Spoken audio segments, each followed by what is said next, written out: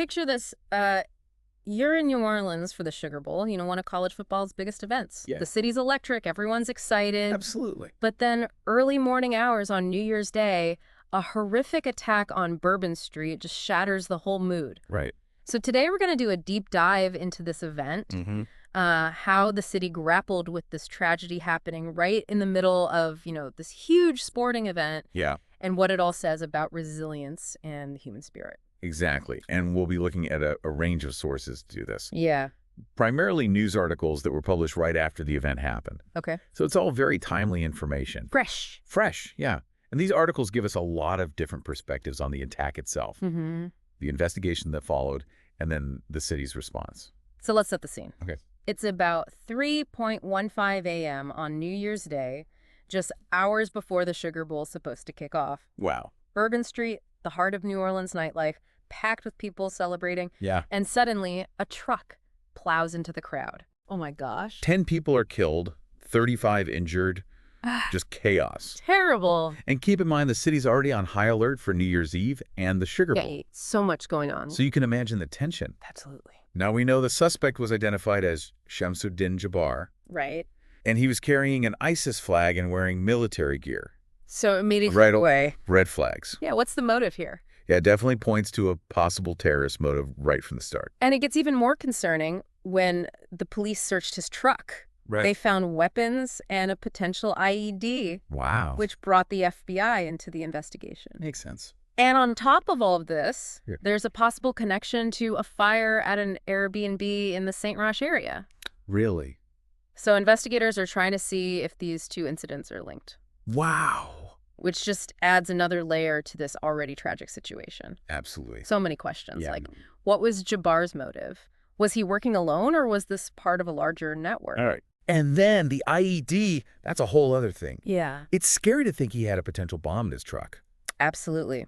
IEDs are unfortunately a common weapon used by terrorists, Right. and they can be made from stuff that's easy to get, Oh, wow. which makes them hard to find. Yeah. And they can cause a lot of damage. A lot of damage. Yeah. So the fact that Jabbar had one, potentially Right. suggests that he planned this and he wanted to hurt a lot of people. That's a chilling thought. And all this is happening just hours before the Sugar Bowl. Right. Thousands of fans already in the city. Yeah, So the big question becomes, what do you do about the game? exactly. Huge pressure on officials to figure that out. You would think. On the one hand, you've got serious security concerns, and the city's resources are already stretched thin. Right. They're dealing with the attack. Exactly. Oh, But then on the other hand, calling off the Sugar Bowl would have a massive economic impact.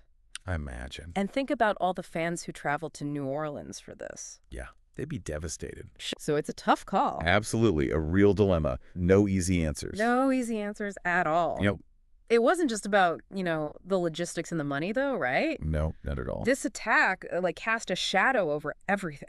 Yeah, it really did. It was supposed to be this huge celebration. Absolutely. How do you even process something like that, happening in the middle of all the excitement? It's really hard to wrap your head around it. Yeah. You've got the joy and anticipation of the Sugar Bowl, Right. and then suddenly this shock and grief from the attack. Mm-hmm. I mean, for the city, the fans, the players, Yeah. must have been so difficult to deal with those two emotions at the same time. Yeah. I can only imagine. And speaking of the players, Yeah, both Georgia and Notre Dame released statements after the attack. they did. Did they say anything about how the teams were handling this tragedy happening just hours before the biggest game of their season? Their statements were really powerful. Hmm. They both expressed their condolences to the victims and their families. And they really emphasized their support for the people of New Orleans. Yeah. It was clear that this wasn't just a logistical thing for them. No. It was a deeply human issue. Right. They understood the pain and fear that everyone was feeling. So with all of this going on, did they end up postponing or canceling the game? Well, It seems like it would have been so hard to play as planned. it would have been. And, while this was all happening, Yeah. the city was also dealing with its own identity. What do you mean? Well, New Orleans is known for its resilience, Right. It's spirit. Exactly. Its ability to find joy even when things are tough. Mm-hmm.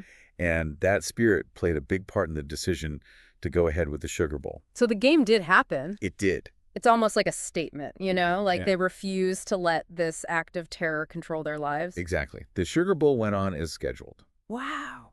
although they did increase security at the Superdome. Of course. Jeff Hundley, the CEO of the All-State Sugar Bowl, released a statement. He acknowledged the tragedy and said they were staying in close contact with law enforcement. To keep everyone safe. Right. There's a delicate balance, acknowledging the tragedy, but also keeping this tradition alive. A tradition that means so much to the city. Exactly. I bet it was surreal for those fans in the Superdome. Yeah. Cheering for their teams, trying to enjoy the game. Right. But with this tragedy hanging over everyone. Yeah, it really speaks to the complexity of it all. Yeah. How do you balance celebrating with mourning, processing this trauma while trying to find some sense of normalcy? Right.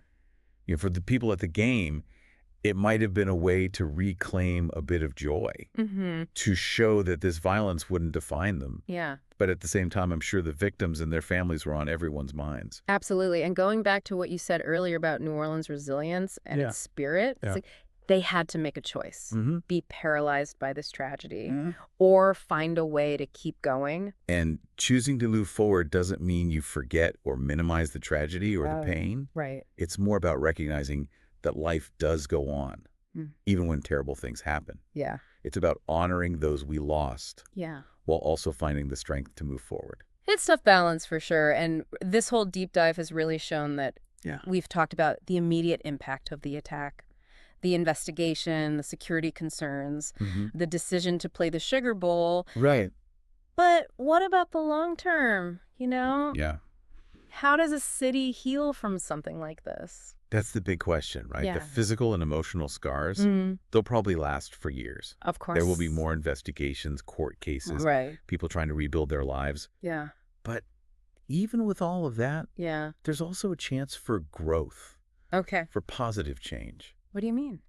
Well, tragedies like this can bring people together, Yeah. They can get people talking about important stuff. Yeah. Like what? Like security, mental health, taking care of each other. They can inspire people to be kind and compassionate and resilient. Yeah. So, in a way, Yeah. how the city responded to this attack, it's part of a bigger conversation. About what?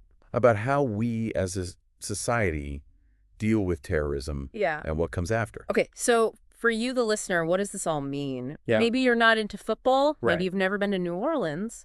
But this story, it's about something we all share, that human capacity for both darkness and incredible resilience. Exactly.